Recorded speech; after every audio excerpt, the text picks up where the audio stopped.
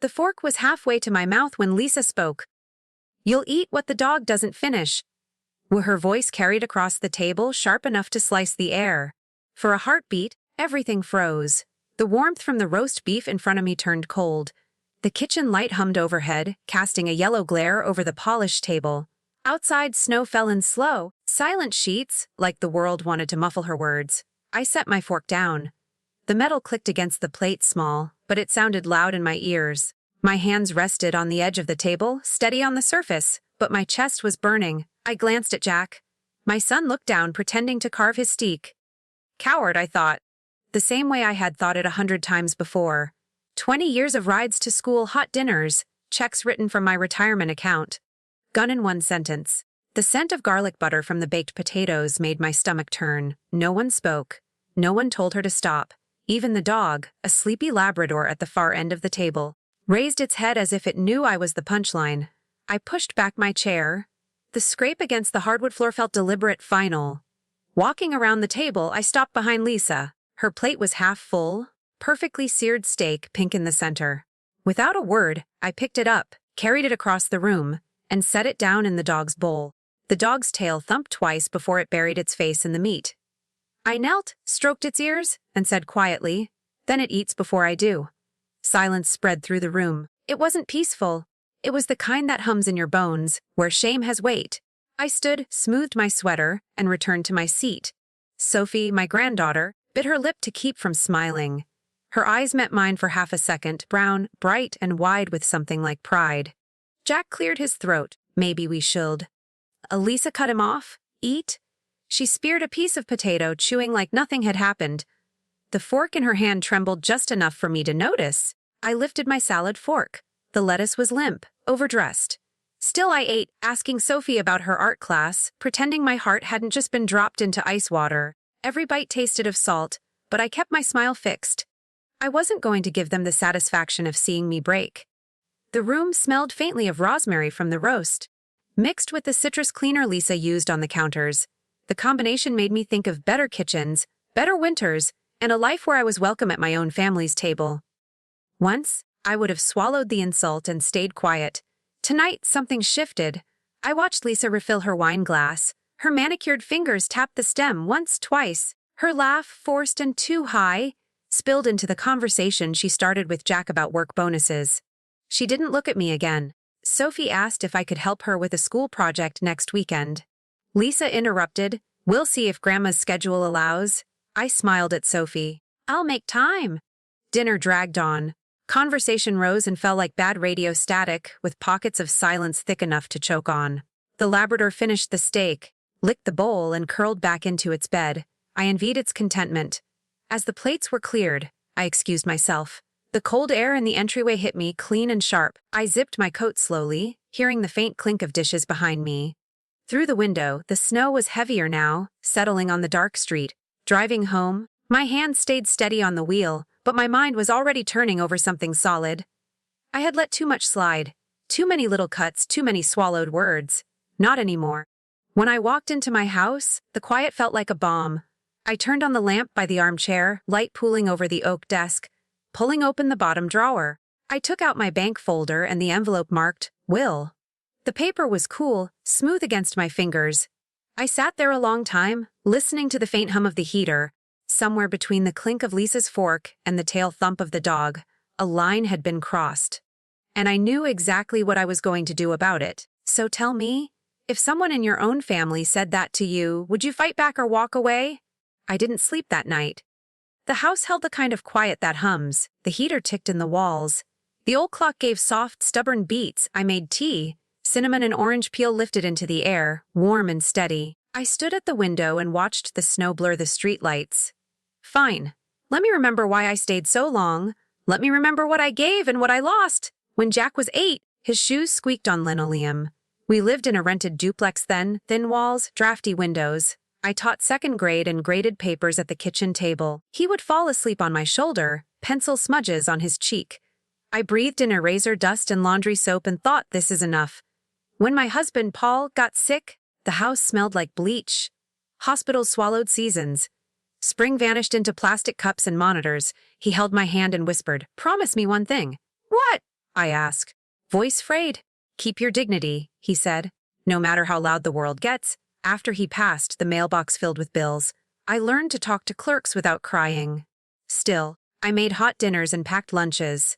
Jack would grin and wave. Years rolled on. He married Lisa in a church with creaky pews. The florist forgot the ribbon. I tied my scarf around the bouquet. During photos, Lisa whispered, "Not too close." I laughed it off, the way women do when they want peace. I told myself she was nervous. People soften with time. When Sophie was born, I moved in for a month. The house smelled like milk and coffee and not enough sleep. I folded tiny cloves-boiled bottles, sang lullabies in a hushed, cracked voice. At 3 a.m., I danced with Sophie in the kitchen, steam fogging the window. Her breath tickled my neck. I whispered, "You are the best thing." When Max came, the budget snapped. Jack's job was cut to part-time, then contracted back, then cut again. I retired early. The pen felt heavy when I signed the forms. The HR office smelled like toner and stale coffee. "Are you sure?" the woman asked. "I'm sure," I said, because love often sounds like certainty. The first check went to their mortgage. The second kept their car from being repossessed. I told no one. It felt like lighting candles in a storm. If I mentioned it, Lisa would murmur, "We'll pay you back." She never did. She did buy better knives and a wine fridge. Still, there were good days. Soccer oranges, chalk dust, wet leaves. I made pot roast on Sundays, rosemary and garlic hugging the air. Sophie set the table with mismatched napkins and a proud smile. On my 65th birthday, Jack forgot to call. Lisa texted a balloon emoji and a thumbs up. I took myself to the diner by the river. Black coffee. A slice of cherry pie bleeding syrup onto the plate. The waiters said, "Happy birthday, darling," with a wink. I saved the napkin with her lipstick mark. It felt like proof. We tried a family cruise the next summer. I mean them. They sent photos, blue water, white plates, gold sunsets. I sent back hearts I didn't feel. I watered their plants while they were gone. The soil smelled like rain inside the house. Sometimes the cuts were small. Grandma is old-fashioned. Grandma doesn't get it. At Christmas, Lisa pushed my chair to the side. The plug for the tree crackled. The needles smelled sweet and a little sad. I knit a scarf and pretended my hands weren't shaking. Other cuts hid in ordinary days. "Maybe you could do a pick-up," Lisa said. I did 3, smiling for the after-school staff. In the car, Sophie squeezed my hand. "Grandma, you're the only one who listens." I swallowed and said, "Always." Paul's letter lived in the bottom drawer. Cream paper, blue ink, his slow, careful handwriting. "Dignity," he wrote. "If they make you small, stand at full height." I kept it because paper can anchor a person in bad weather. On storm nights, I read it by the stove light. The pages smelled like cedar and thyme. I am not naive. Love isn't a ledger that always balances. But love should not be a sinkhole either. I bent until my back ached. I kept bending because I believed it kept us whole. I thought kindness would teach kindness. Last night, Lisa's words rang with old echoes. "Let her eat later." "Sate her at the kids' table." "We'll bring her a plate." Every echo stacked into a wall. I realized I'd built it myself with silence and hope. Here is the truth I hate admitting. I was afraid of being alone. Afraid of the woman in aisle 7 counting cans. Afraid of the phone that never rings except for scams. So I paid for company with pieces of myself I paid, and I called it family. Sophie grew and drew women with capes and boots. "Who is she?" I asked. "She's you," Sophie said, but taller. I laughed. Then I slept in Paul's old t-shirt. It held a ghost of his cologne. That smell is in my house tonight, or maybe memory makes its own perfume. Either way, the letter is on the desk now. I smoothed the corners like I used to smooth Jack's hair. Snow keeps falling thick and stubborn. The heater sighed, the window glass cooled under my palm. Somewhere a plow groaned, metal scraping ice from asphalt. The world feels quiet enough to change. I see the road behind me, casseroles, carpools, bank slips. I see the road ahead, narrow and mine. In the morning, I will call the bank. I will call a lawyer who remembers my name. I will keep Sophie's Saturday, but I will not keep bleeding. This is not how my story ends. If you found a letter like this in your drawer, would you open it? Or pretend it wasn't there? The candles on Max's birthday cake flickered under the ceiling fan. The kitchen smelled of vanilla frosting and melting wax. Jack held the lighter, grinning at his son. Lisa stood beside him, one arm looped around his waist, smile wide enough to show every tooth. I was at the far end of the table again. The chair creaked when I sat, a little too close to the trash bin. Paper plates stacked beside me, napkins folded in uneven piles. Okay, everyone sing, Lisa called. Voices rose, uneven but warm, until Max puffed out the candles. Cheers, Lauder. The scent of smoke curling up and disappearing. I started clapping, but Lisa's voice cut through. Careful, Max. Don't let Grandma help you cut the cake. She might drop it. Her tone was honey over glass. The room chuckled politely, the kind of sound people make when they're not sure if they should. The knife in my hand paused. I'd been ready to slice neat squares of chocolate sponge. Now, I set it down. The plate under my palm felt too smooth, too cold. Jack's eyes darted to mine, then away. Sophie frowned, a small crease between her brows. Max just shifted from foot to foot, not understanding. That's okay, I said lightly. My hands are steady enough for this. I picked up the knife again, sliced through the frosting in one motion. The silver blade made a soft hiss against the cardboard base. Lisa leaned closer to her sister, whispering just loud enough. She still uses that ancient toaster. Probably hasn't bought anything new in decades. My grip on the knife tightened. I thought of the checks I'd written, the bills I'd covered, the trips I didn't take so they could have theirs. The kitchen light hummed overhead.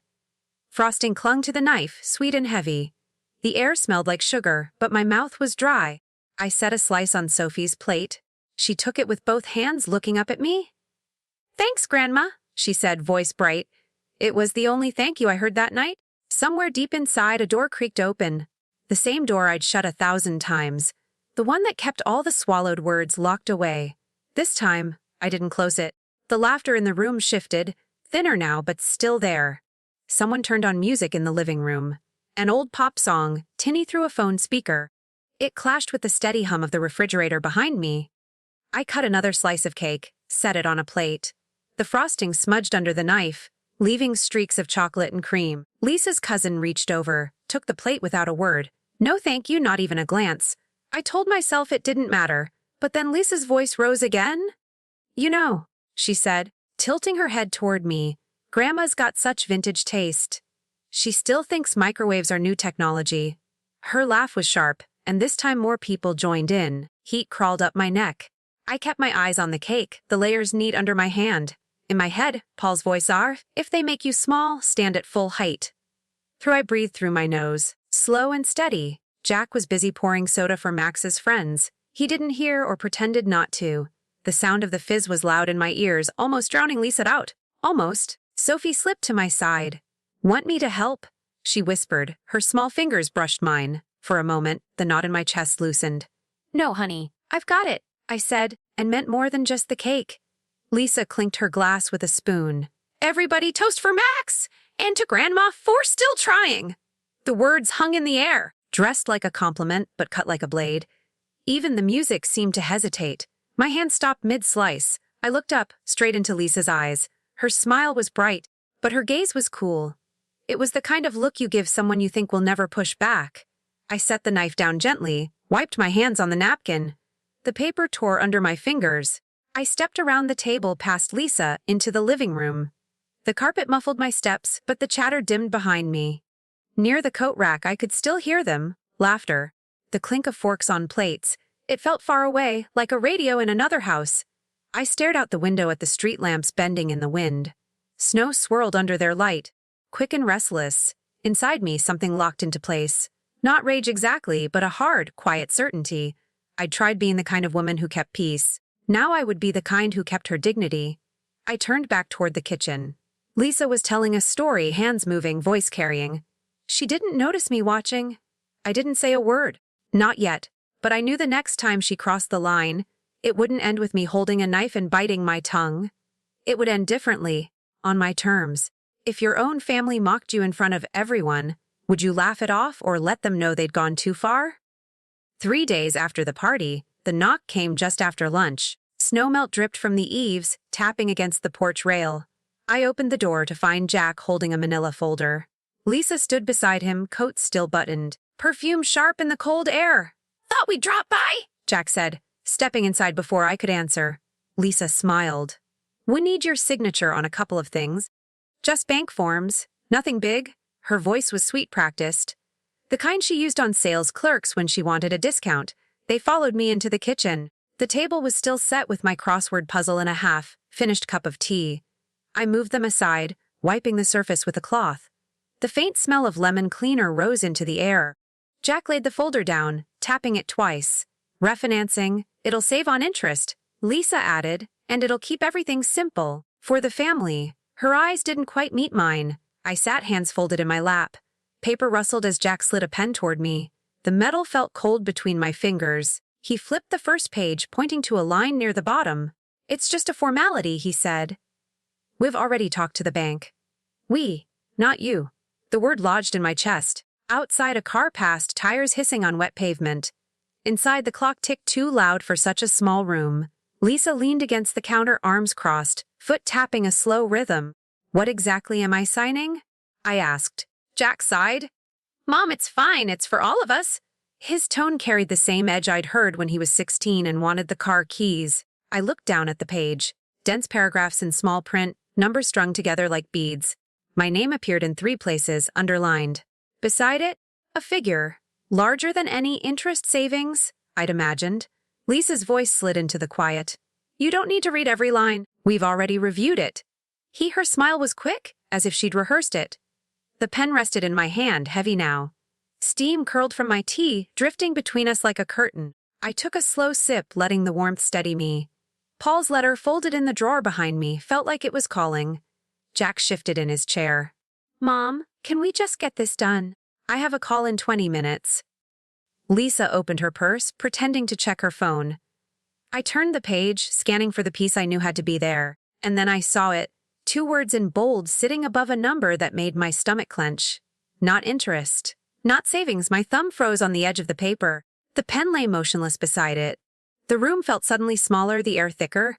I knew this wasn't just a formality. There it was. 2 words in bold: joint ownership, and below, an account balance I knew by heart. They hadn't mentioned this. Not once. I kept my face still, tracing the letters with my eyes. Lisa shifted, the clink of her bracelet breaking the quiet. Jack leaned forward, his hand on the table, close to the page. Looks standard, he said, voice casual, too casual. The kind people use when they're selling something you don't need. I tapped the paper lightly. What happens after I sign? Jack's eyes flickered to Lisa. She stepped in. It just means we can help manage things. You know, in case something happens. Something. The word slid cold down my spine. The clock ticked steady, relentless. My tea had gone lukewarm, the lemon and scent fading into the air. Through the window, clouds pressed low over the street. I picked up the pen, rolling it between my fingers. Metal against skin. Cool. Solid. I didn't put it to paper. Did the bank suggest this? I asked. Jack hesitated. Webb brought it up. It's just easier. His knuckles were white where they rested on the folder. Lisa crossed the room, heels sharp against the tile.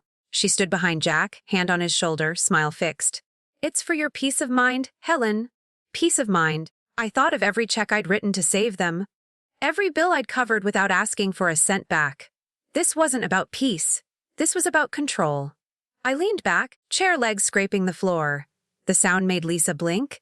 Let me think it over, I said. Just enough warmth to pass for polite. Jack frowned. Mom, there's nothing to think about.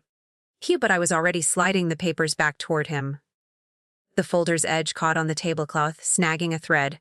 I think there is, I said. My voice was steady, but my pulse thudded in my ears. For a moment, no one moved. Then Lisa's smile cooled a degree. Fine, she said, picking up the folder. We'll come back tomorrow. They left without finishing their tea. The scent of Lisa's perfume lingered in the hallway, sharp and cloying. I stood at the window until their car pulled away, tires splashing through puddles. In the quiet, I went to the drawer and pulled out Paul's letter. The paper was soft from years of unfolding. His words stared back. If they make you small, stand at full height. I set the letter beside the bank statement I'd kept hidden. 2 pieces of paper, same size, but only one deserved my signature. If your children handed you papers like that, would you sign to keep the peace, or refuse and face the storm? It started quietly. No slammed doors, no shouting. Just a little more silence every day. The week after they left with the folder, Jack didn't call. When I texted, how's Max's school project going? He answered 2 days later, fine. One word, no question back. Lisa stopped sending photos. No shots of the kids at soccer, no cake batter smiles. Her name slid lower and lower in my message list. I told myself they were busy. February was cold, the kind that makes your breath hang like smoke. The snow piled in drifts along the sidewalk. I shoveled twice a day, the scrape of metal against ice echoing down the empty street. On Sunday, I baked banana bread, the kitchen filled with the sweet, warm smell. I wrapped a loaf in foil, drove it to their house. No one answered the door. Through the window, I saw shadows moving in the kitchen. I knocked again, the shadows stilled. The next morning, Sophie called from the school's payphone. Her voice was soft, careful. "Grandma, did you get my Valentine card?" I smiled into the receiver. "Not yet, honey, but I'll look for it." She hesitated. "Mom says we're busy this weekend, but maybe I can bike over after school." "Yes," I said quickly. "Yes, please." When she came, the air outside was brittle with frost. Her cheeks were red, hair tucked under a knitted hat. We sat at the kitchen table, cocoa steaming between us. She told me about the spelling bee, about the science fair. Her eyes lit up the way Paul's used to when he was planning something. After she left, the house felt bigger. The walls seemed to stretch, the rooms holding too much space. I turned on the radio just to hear another voice. By midweek, I learned from a neighbor that the family had gone to the winter festival downtown. Ice sculptures, street bands. They hadn't mentioned it to me. I pictured Sophie holding Lisa's hand, walking past hot chocolate stands, the air smelling of cinnamon and wood smoke. And me here, folding laundry in the hum of the dryer. I tried calling Jack that night. The phone rang, then clicked to voicemail. "Hey, it's Mom. Just checking in," I said. The words sounded thin, almost apologetic. I hung up before the beep ended. In the quiet, I opened Paul's letter again. The paper was warm from my hands, the ink still bold. "If they make you small," I read it twice, 3 times. But tonight the words felt heavier, because I wasn't just smaller, I was invisible. By March, the silence had shape. I could almost feel it in the corners of the house. It sat in the living room chair where Jack used to drink coffee. It lingered in the hallway, heavy as a coat you can't take off. One Friday night, I dressed for dinner at the Lantern. Jack and I had gone there every March since it opened. Paul's birthday tradition. I even wore the scarf Paul had given me our last year together. When I called to say I'd reserved a table, Jack's voice was distant. "Oh, we already went." Lisa wanted to celebrate early. There was no offer to meet another night. I hung up, the receiver warm against my ear. The scarf felt too tight, so I took it off, laid it on the armchair. The house hummed with the refrigerator, the ticking clock, no other sound. Saturday morning, Sophie appeared on her bike again, her cheeks flushed from the cold. Breath puffing in quick bursts. "Mom's at the salon," she said, slipping off her gloves. "She doesn't know I'm here." She grinned like it was a secret worth keeping. We made grilled cheese sandwiches. The smell of butter filled the kitchen, the sizzle soft and steady. Sophie told me about a book she was reading, something about a girl who finds a hidden key. Her eyes sparkled as she talked, crumbs on her chin. When she left, I stood at the door until her red jacket disappeared around the corner. The air outside bit at my cheeks, but I stayed until the street was empty again. That evening, I scrolled through my phone. Photos on social media, Jack and Lisa at the lake with friends. Max holding a fishing pole. Sophie in the background smiling at something off camera. I wasn't in a single frame. I put the phone down, the glow of the screen still in my eyes. The kitchen smelled faintly of grilled cheese and cocoa. It was the only proof someone had been here today. On Sunday, the phone stayed quiet. By Monday, I stopped checking it every hour. I started leaving it in the bedroom while I worked in the garden, even though the ground was still hard from frost. The feel of the trowel in my hand. The crunch of earth breaking. It was better than staring at a blank screen. One night I dreamed I was standing in a room full of people waving. No one looked up. I shouted, but no sound came. When I woke, the quiet in the house was the same as in the dream. In the morning, I poured coffee into my favorite mug. Paul's old one, chipped at the rim. I sat at the table, steam rising between my hands. Somewhere inside, a small voice spoke. Not loud yet, but steady. "This won't last forever. Not like this. If your own family began to erase you piece by piece, would you wait for them to remember you? Or find a way to make them?" The invitation came in the mail. A heavy cream envelope, my name written in looping blue ink. Inside, a card celebrating Aunt Margaret's 80th Saturday at the Willow Hall. I almost didn't go, but Aunt Margaret had always been kind to me. Saturday evening, I drove through light snow, the wipers squeaking across the windshield. The hall glowed ahead, warm light spilling from tall windows. Inside, the air smelled of roasted chicken and polished wood. Laughter swirled through the room, layered over soft piano music. I found Aunt Margaret near the buffet, her silver hair pinned neatly. "Helen, dear," she said, pulling me into a hug. For a moment I felt anchored. Then I saw them. Jack and Lisa, standing near the bar, glasses in hand. Jack gave a small nod. Lisa's smile was the kind you wear for photographs. I made my way to an empty table. The linen felt crisp under my fingers, the centerpiece a vase of winter berries. I sipped water, watching people greet each other with warmth I hadn't felt in months. Halfway through dinner, Lisa's heels clicked toward me. She stopped at my table, a plate balanced in her hand. "Grandma," she said, voice just loud enough to carry, "do you want me to cut your chicken? Or is it too tough for you these days?" A few heads turned. The clink of silverware faltered. Someone stifled a laugh. I set my fork down carefully. "No, thank you," I said. "My hands work just fine?" Lisa tilted her head. "Oh, I wasn't sure. After that time you dropped the serving tray at Christmas." Her tone was syrupy, each word dipped in sweetness for the audience. A ripple of chuckles moved through the nearest tables. Even Jack's mouth twitched before he looked away. The air felt thicker. The scent of roasted meat turned heavy in my stomach. I straightened in my chair, shoulders back, the way Paul used to when someone tried to talk over him. Lisa leaned closer, pretending to adjust the centerpiece. "You really should let people help you, Helen. It's safer." My fingers curled under the tablecloth. I could feel the fabrics weave against my skin, grounding me. Every eye on me waited for the expected smile, the polite retreat. I gave neither. Instead, I picked up my fork, cut a neat piece of chicken, and ate it. The knife didn't tremble. Not once. Lisa's smile faltered, just a flicker, but enough for me to see it. She lingered a moment longer, then turned to the table beside mine. "Isn't she stubborn?" she said lightly. This time, the laughter came quicker, easier. I kept chewing, the flavor gone from the food. Each bite was measured, deliberate. If I'd learned anything, it was that silence could be sharper than any retort. Across the room, Aunt Margaret was laughing with a cousin. She hadn't heard a word. I reached for my glass, the stem cool in my hand. Somewhere deep inside, a door shifted again. Not fully open yet, but ready. And that's when I saw something, small, almost hidden, on the far side of the room. On the far side of the room, near the dessert table, Lisa stood in a small circle of guests. Her hand fluttered as she spoke, the way it did when she was embellishing a story. I couldn't hear every word, but the laughter told me enough.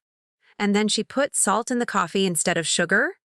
Lisa said, grinning wide. Heads tipped back, eyes crinkled in amusement. Her voice carried over the piano, just enough for me to catch the last line. "She means well, but you know how age can be." The laughter landed like sharp stones. One woman glanced toward me, then quickly looked away. My pulse thudded in my ears. The room's warmth felt stifling, like too many blankets. I set down my fork, wiped my mouth with the napkin. Not because I was finished eating, because I refused to let my hands shake. The linen felt rough, grounding. Lisa spotted me watching and offered a small wave, as if we were sharing a joke. She turned back to her audience, lowering her voice, drawing them closer. Their laughter swelled again. That's when I noticed him, standing just outside the circle.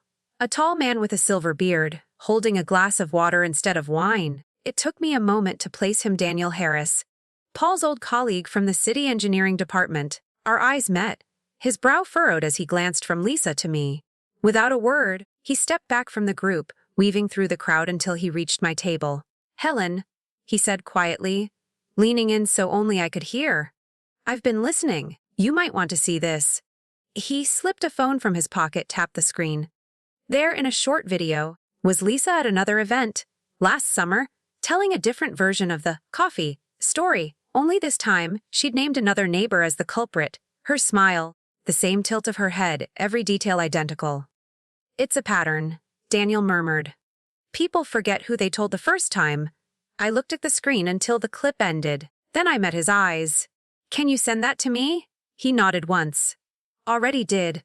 Lisa's laughter floated across the room again, high and bright. But now it sounded brittle. I tucked the phone into my purse, the weight of it suddenly comforting. Dinner plates were cleared. Aunt Margaret stood for her toast, the silverware clinking in unison.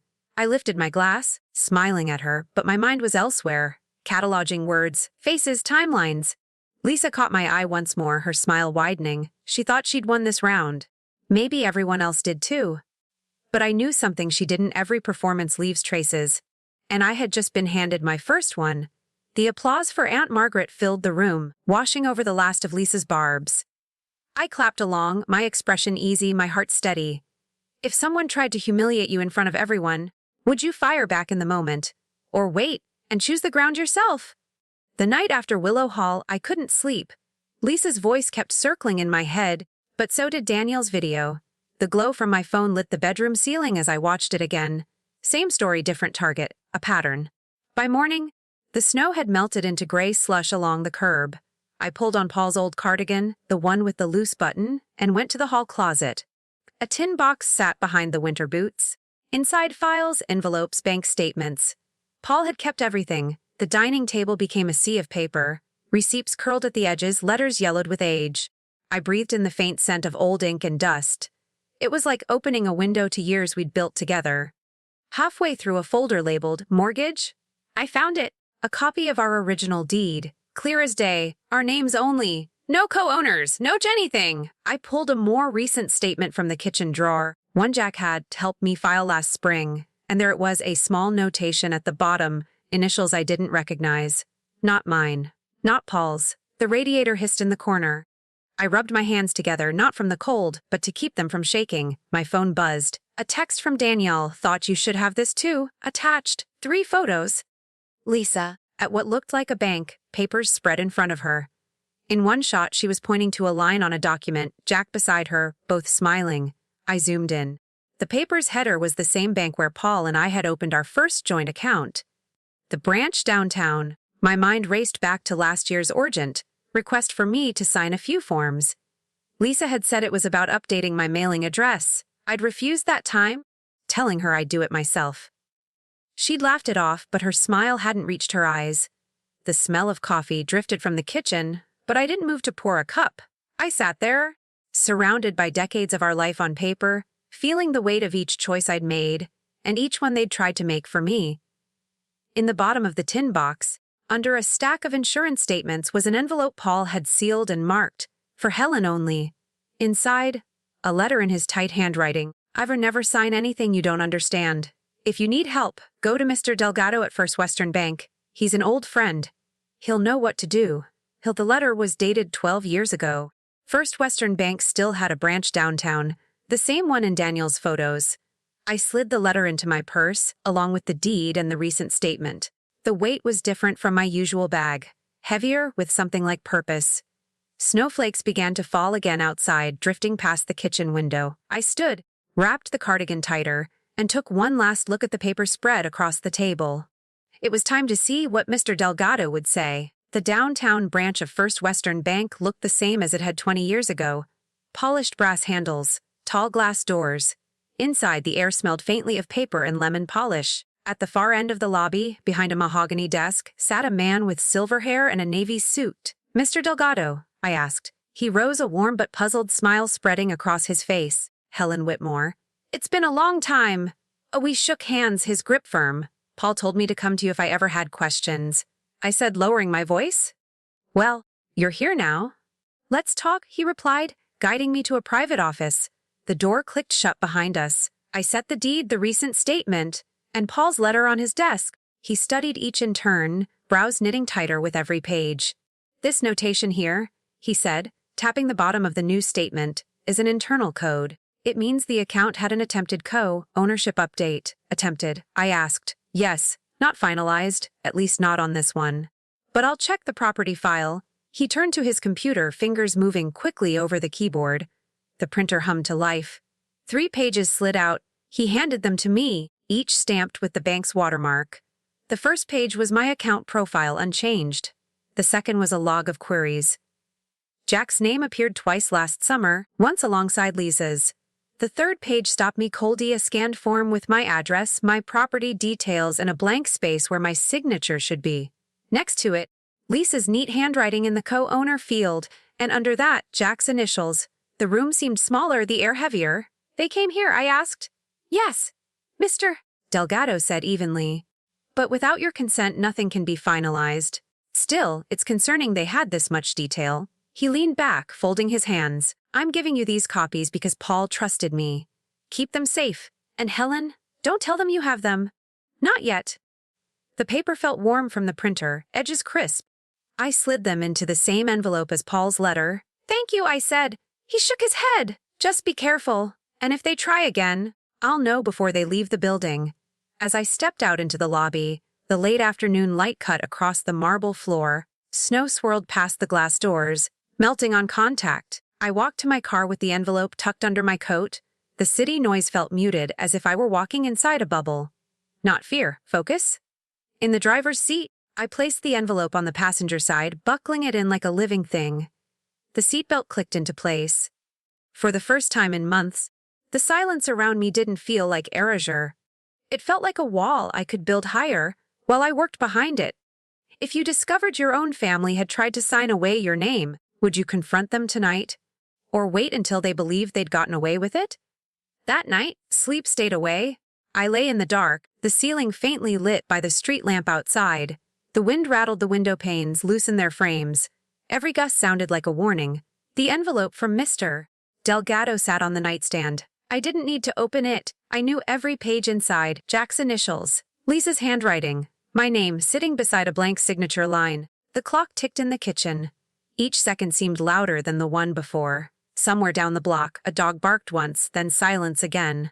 I closed my eyes and saw Paul. He was leaning against the fence after mowing the lawn, sweat darkening his shirt. "Don't give away what we worked for," he'd said once, half joking. I hadn't realized how serious he was. The memory shifted. Jack at the bank leaning toward Lisa, her finger tapping the line where my name should be.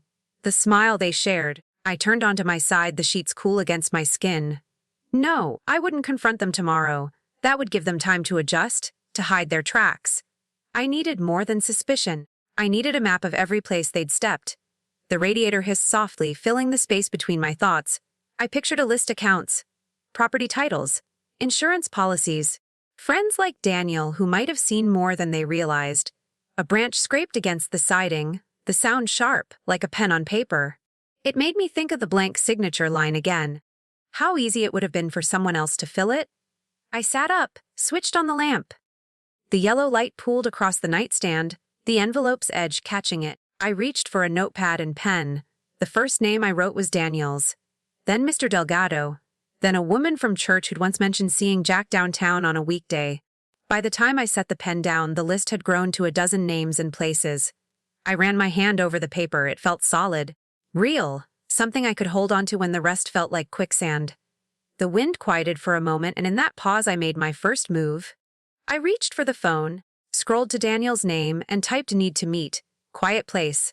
Tomorrow if possible." The message sent, the blue checkmark appearing almost instantly. I set the phone face down, turned off the lamp, and lay back again. The darkness didn't feel empty now. It felt like cover. Morning came gray and cold. Frost clung to the edges of the car windows. I pulled my scarf tight and drove to Miller's Cafe, a narrow brick place at the edge of town where no one from our circle ever went. Daniel was already there, seated at a corner booth. Steam curled from his mug. He slid another across the table toward me. "Black, no sugar," he said. "I remember." I wrapped my hands around the warmth.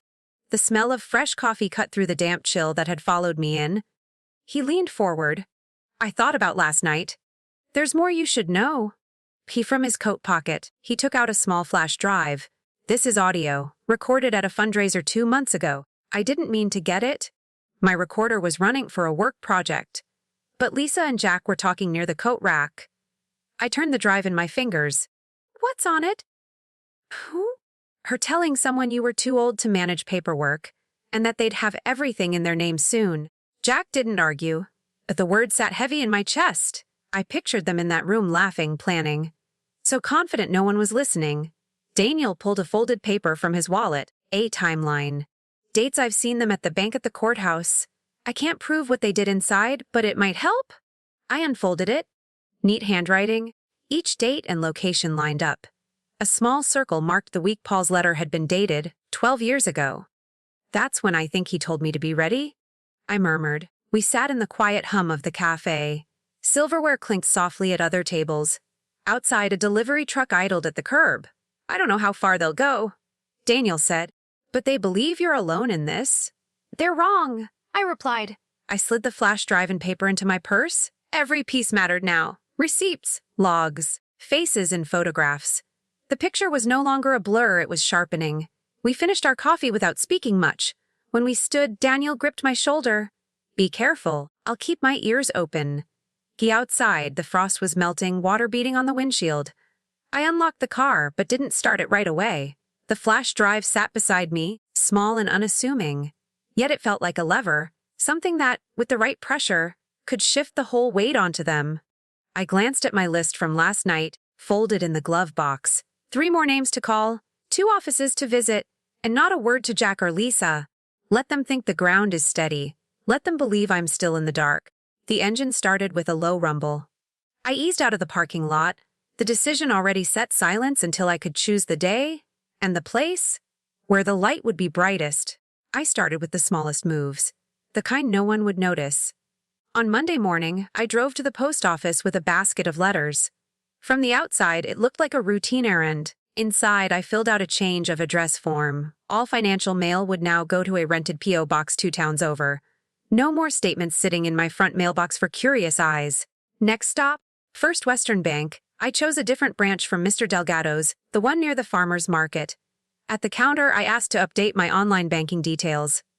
New username, new password. The clerk handed me a printed confirmation. I folded it into my wallet before stepping back into the cold.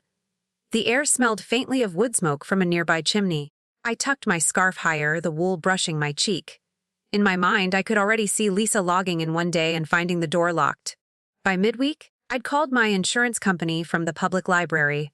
A quiet corner, my phone pressed close to my ear. I updated my emergency contacts. Removing Jack, adding Daniel instead. The woman on the line confirmed the change twice, her voice calm, efficient. At home, I opened the cedar chest at the foot of my bed. Inside underfolded quilts were titles, deeds, and Paul's old union papers. I placed the bank copies from Mr. Delgado in a manila folder, marked with a name only I would understand. Then I slid the chest's small brass lock into place. The click was soft but satisfying. On Thursday, I stopped by a law office in the historic district. The receptionist offered coffee while I waited. The room smelled of lemon polish, like Mr. Delgado's office. When the attorney called me in, I handed over a simple request draft, a will update. Nothing dramatic, yet just enough to ensure no changes could be made without my explicit, notarized consent. He nodded, tapping notes into his computer. "We'll have the paperwork ready in a week." I thanked him and stepped back into the thin winter sunlight. All week, I kept my calendar looking normal. Church on Wednesday night, groceries Friday morning, dinner with Sophie at the diner on Saturday, but in the spaces between, I was closing gates they didn't know existed. Late Saturday afternoon, I stopped by the storage unit on the edge of town. It was supposed to hold old furniture and boxes of books. In the far back corner, I added a fireproof safe, small enough for me to carry, heavy enough to matter. Inside went copies of everything, deeds, insurance updates, bank statements, the flash drive from Daniel. When I turned the key, the metal edges cold under my fingers. I felt the quiet relief of a door sealed shut. If they came looking, they'd find nothing but dust and old photo albums. Driving home, the sky was streaked with pale orange. A flock of geese crossed overhead, their calls faint and distant. The road felt longer than usual, but lighter somehow, like I'd shifted weight from one shoulder to the other. One lock closed. Several more to go. Sunday morning, I drove toward the county line under the cover of a grocery run. The road was empty, frost still clinging to the grass. Instead of stopping at the market, I pulled into a credit union I'd never used before. Inside, the air was warm, scented faintly with fresh coffee from a table in the corner. A young teller greeted me, her voice low and professional.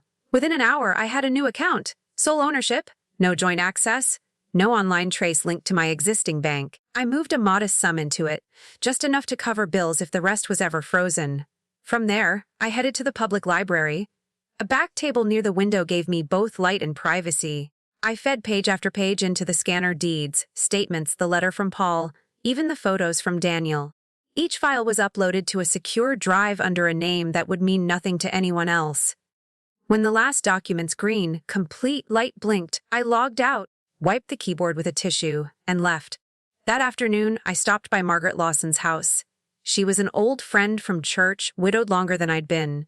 More importantly, she'd practiced law for 40 years before retiring.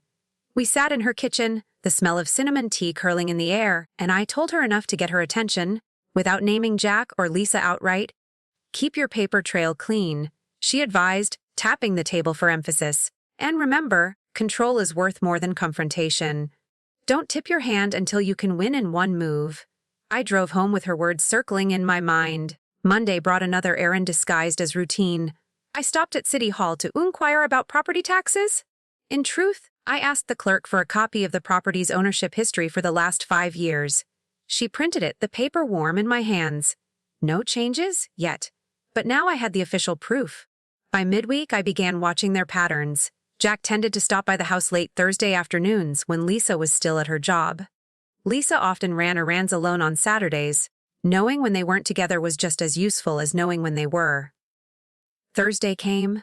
I left a stack of old magazines on the coffee table, the top one open to an article about estate planning. Just bait to see if Jack would comment or take it. By evening, the magazine had shifted a few inches. Not much, but enough to tell me he'd read it. Friday night, I sat at the dining table with a yellow legal pad, the lamplight pooling over my notes. Every gate I'd closed, every record I'd secured, every back door I'd bolted, it was all there in neat columns. Across the top, I wrote 2 words in block letters. Final move. I tapped the pen against the pad, considering I could end this now. One meeting with my attorney, one envelope handed across a table, and they'd know the game was over. Or I could let them walk deeper into the trap, convinced I was still the same woman who smiled through their jokes. The thought settled over me like a weighted blanket. Would you pull the trigger the moment you had the shot? Or wait until the target stepped exactly where you wanted them? The invitation came in the form of a group text. Lisa's name lit up my phone first, then Jack's echoing message, a family meeting at our place. Sunday 3 p.m. important. They didn't ask if I was free. They never did. Sunday afternoon, the sky was pale blue, the air crisp enough to bite. I wore my dark wool coat and the pearl earrings Paul had given me on our 20th anniversary. In my purse, a plain manila envelope rested beneath my gloves. The weight of it was light, but it could crush everything they thought they owned. When I arrived, the living room smelled of cinnamon candles and brewed coffee. Lisa stood by the mantel, hair smoothed back, smile practiced.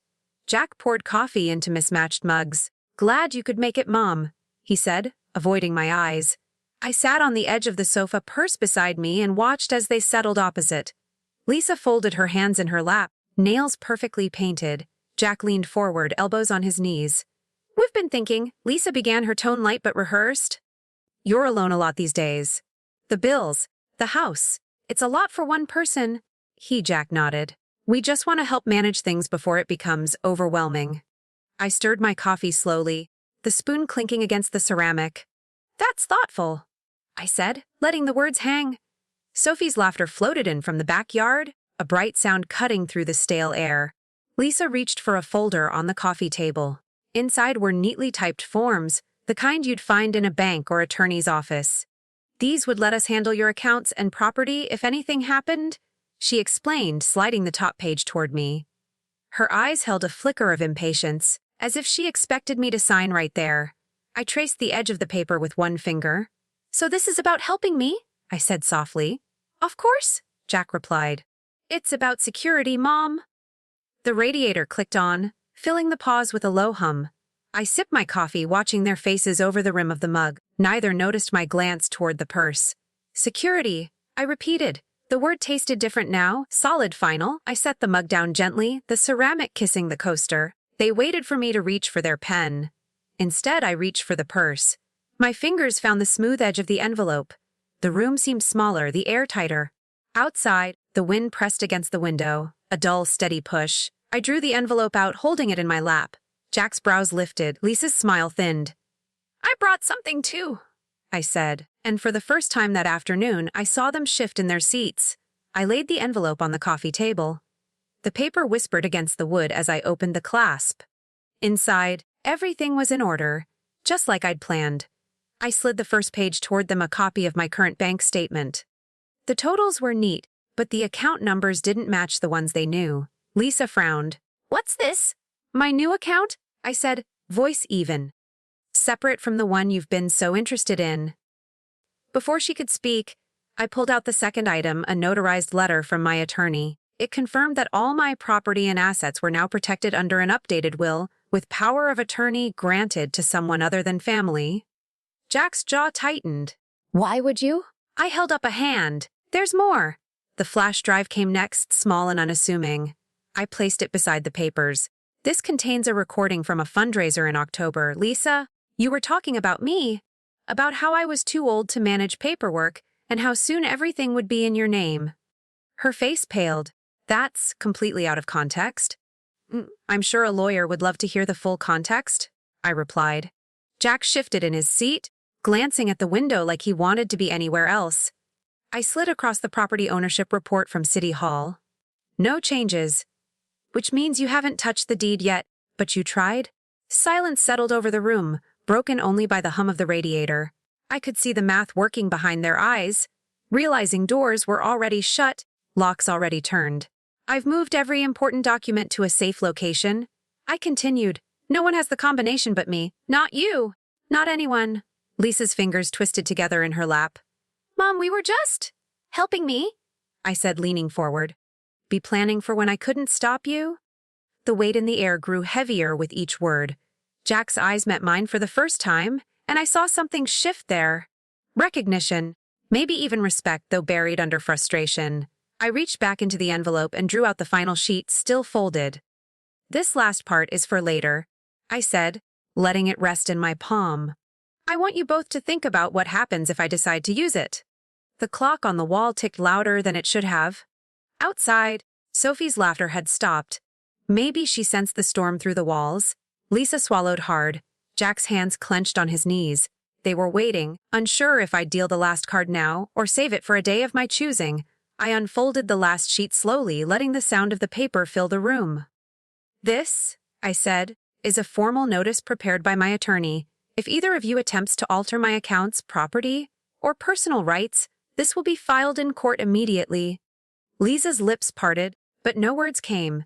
Jack's shoulders tensed. I laid the notice flat so they could read the bold heading, a cease and desist. Beneath it, my attorney's signature, the date, and a witness statement from Daniel. You had Daniel sign this? Jack asked, voice tight. He's been a witness to enough, I replied. And he's not the only one. Every action you've taken to position yourselves, dates, places, conversations, they're documented. The clock ticked in the silence that followed. Lisa reached for the paper, but I slid it back toward my side of the table. You don't keep this. You just know it exists. Jack let out a slow breath. This isn't what we wanted. It's exactly what you wanted, I said evenly.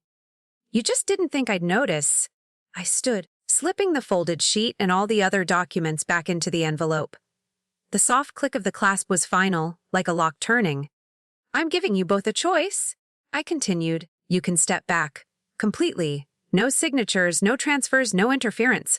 Or you can find yourselves in a courtroom where everything you've done becomes public record. Lisa's gaze darted to Jack, searching for a signal. He stayed still, jaw tight, eyes fixed on the envelope in my hand. I'd rather keep this quiet, I said, for Sophie's sake, for all our sakes. But I won't hesitate if you force my hand. The radiator groaned, a long exhale that filled the space between us. No one moved. Finally, Jack nodded once. Fine, he muttered. Lisa's eyes flashed, but she didn't speak. I picked up my purse, sliding the envelope inside. Good, I said. Then we understand each other. Walking to the door, I felt their eyes on my back. At the threshold, I paused just long enough to glance over my shoulder. One more thing, don't test me. You won't like how that ends. And outside, the cold air hit my face like a cleansing wave. The sky was turning gold at the edges, the sun dipping low. I walked down the path to my car, each step steady, unhurried. Behind me, the house stood quiet. No laughter, no conversation. Just the silence of people who'd been shown the line they could never cross again. The engine turned over smoothly. I pulled away from the curb. The envelope safe beside me, the road ahead clear. They'd expected to corner me. Instead, they'd watch me walk out with every card in my hand. The first morning after, the phone didn't ring, no texts. No knocks at the door, just the hum of the refrigerator and the faint whistle of the furnace. I poured coffee into my favorite mug, the chipped blue one Paul bought at a flea market in 1983. The ceramic was warm in my hands, the steam curling up in lazy ribbons. For the first time in months, I drank it without bracing for interruption. By noon, I'd walked through every room of the house. The sunlight streamed across the dining table, catching on the wood grain. It felt like my space again, not a waiting room for the next intrusion. In the kitchen, I opened the drawer where I used to keep spare house keys. The empty slot made me smile. I'd replaced the locks 3 days earlier, the new keys tucked into my purse and safe. Outside, the air was cold and clean. I stepped onto the porch, watching the wind lift dry leaves along the sidewalk. A neighbor waved from across the street. I waved back, feeling lighter than I had in years. That afternoon, I sorted through the cedar chest at the foot of my bed. The scent of the wood rose as I lifted the lid. Inside were quilts, photographs, and the folder from Mr. Delgado's office. Each document I touched carried the weight of the last few weeks, choices I'd made to protect myself. I paused at a photo of Paul holding Sophie when she was a baby. His smile was wide, his eyes crinkled. I traced the edge of the picture, thinking about the way he always believed in preparation, in never leaving a door open for trouble. The house stayed quiet into the evening. I cooked a small dinner, roasted chicken, carrots, and potatoes, enough for one with leftovers for tomorrow. The smell filled the kitchen, warm and savory, wrapping around me like a blanket. After dinner, I sat in the living room with a book I'd been meaning to finish. The lamplight pooled over the pages, and the only sound was the occasional creak of the old floorboards. It was the kind of peace I hadn't realized I'd been missing. But peace had its own sharp edges. Every so often, I'd think about the look on Jack's face when I slid the envelope back into my purse. The silence from him and Lisa wasn't just absence, it was retreat. And retreat could mean plotting, or it could mean surrender. Either way, I was ready. Around 8, headlights swept briefly across the living room wall. I set the book down and glanced out the window. A car slowed in front of the house, then moved on. The taillights disappeared into the dark. A knock came 20 minutes later, not loud, just enough to stir the air. When I opened the door, Sophie stood there, her cheeks pink from the cold, hands tucked into her coat pockets. "Hi, Grandma," she said softly. "I just wanted to see you." And just like that, the stillness shifted, making room for something else. I stepped aside, letting Sophie slip into the warmth of the living room. Her boots left faint marks on the mat, the scent of cold air clinging to her coat. "Come sit," I said, motioning toward the sofa. I poured her a mug of cocoa, the steam curling upward as she wrapped her hands around it. For a moment we just sat, the ticking clock filling the quiet. Then she looked up at me. "I heard some of what happened last weekend." Her voice was cautious, but her eyes were steady. I took a slow breath. "I imagine you did. And what do you think of it?" She hesitated, then shrugged. "I think you didn't let them push you around, and I'm glad." The corner of my mouth lifted. "That means a lot, Sophie. But I don't want you to think badly of your parents. People make choices for their own reasons.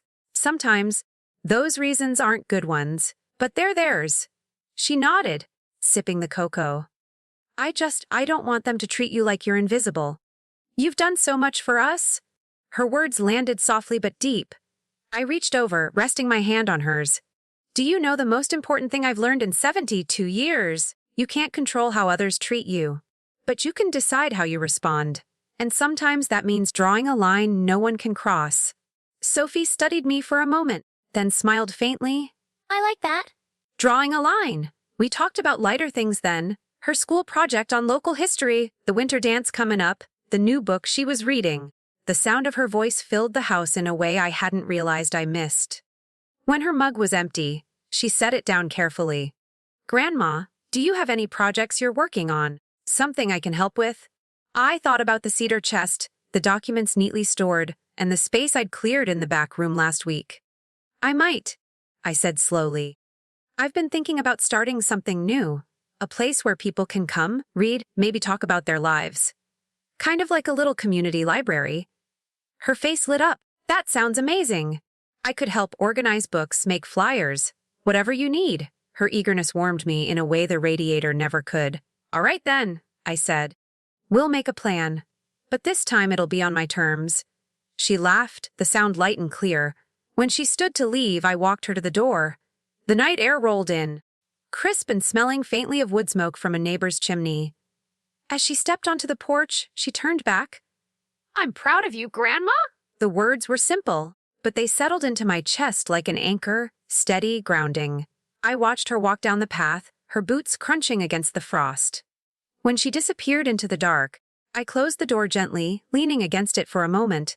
The house was quiet again, but it wasn't the same silence as before. It was a silence with space in it, space for ideas, for plans, for something worth passing on. And for the first time in a long while, I was ready to fill it. Spring crept in slowly, softening the edges of winter. The room at the back of the house no longer sat empty. Shelves lined the walls, each filled with books I'd collected over decades, novels, histories, cookbooks with smudged pages. A rug covered the scuffed hardwood, and in the corner, 2 armchairs waited beneath the glow of a brass lamp. Sophie had been my right hand through it all. She painted the trim a cheerful cream, sorted the books by genre, and insisted on adding a small potted fern to the windowsill. "It makes the room breathe," she'd said. On Saturday mornings, we'd brew a pot of coffee and set out a plate of lemon cookies. Neighbors began to wander in. Mrs. Callahan from 3 doors down, Ruiz, who'd taught shop at the high school. They'd browse, borrow a book, sometimes stay to talk. The air in the room carried a gentle mix of scents, paper, coffee, a hint of lemon. When sunlight streamed through the lace curtains, dust motes danced in slow spirals. One afternoon, a boy of about 10 picked up an old adventure novel. "Can I take this one?" he asked, his eyes bright. "Of course," I said. "Just promise me you'll come back and tell me how it ends." His smile was all the payment I needed.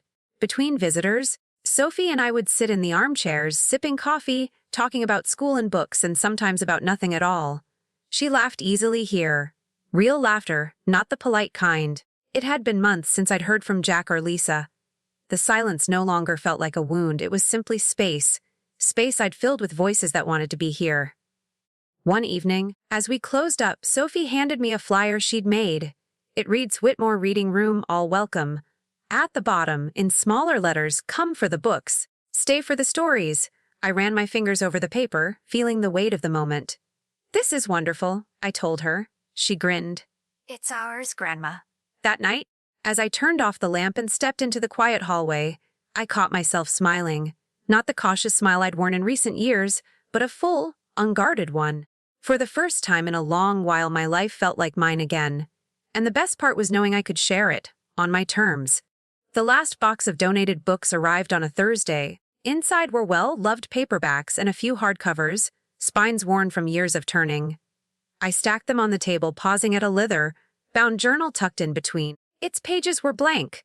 Something about its weight in my hands made me sit down right there and open to the first page. The pen felt steady between my fingers. I began to write, not about the betrayal, not in detail, but about the choices that came after. About learning to stand still in the storm until the wind shifted. About drawing the line and meaning it. The words came easily. They weren't just for me, they were for anyone who'd ever been told they were too old or too fragile to matter. I wanted them to know you can reclaim your place. You can shape the ending. Sophie found me still writing an hour later. "What's that?" she asked. "A letter," I said, "to people like me. People who need to hear they're not alone." She sat beside me, reading over my shoulder. Her hand rested lightly on my arm. "This is good, Grandma. We could post it on the reading room board. Maybe even online." I thought about it, imagining strangers stopping to read, maybe finding a piece of themselves in my words. "That's a fine idea," I said. That weekend, we pinned the letter to the corkboard near the door. By the following Tuesday, there were 3 new notes tucked under it. Thank yous, small stories, promises to visit. The reading room had become more than a place for books. It was a place for voices that had once been quiet, now speaking again. One evening, after Sophie left for the night, I stood alone in the doorway. The shelves were full, the chairs slightly askew from use, the air still warm from the day's company. It was everything I hadn't known I needed. I locked the door, the key cool in my hand. Walking home in the fading light, I felt the calm that comes when you've built something worth keeping. To anyone reading my letter, or hearing my story now, know this: you are not invisible. You are not powerless, and you are not alone. Looking back now, I see the path clearly. It began with a single moment, a cruel sentence at a dinner table, and ended with a life reclaimed on my own terms. There were nights I doubted myself, mornings when the silence felt heavy, and days I wondered if the fight was worth it. It was. Because I'm no longer waiting for permission to matter. I've built a space where voices are heard, where stories are safe, and where I am not defined by anyone else's greed or smallness. Sophie's laughter still fills the reading room some afternoons. Neighbors still stop by for coffee and a book. And every so often, I catch my reflection in the window, steady, certain, unafraid.